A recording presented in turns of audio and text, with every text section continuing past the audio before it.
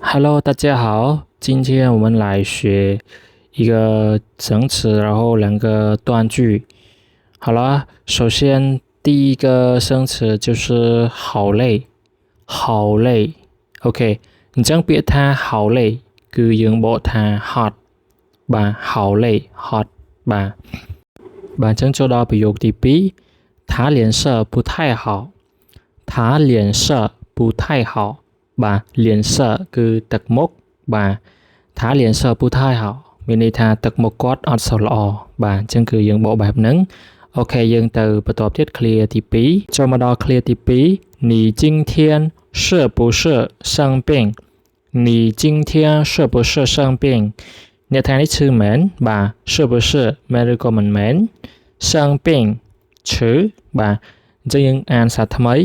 你今天是不是生病អញ្ចឹងយើងសរុបរួមមកវិញបាទ好累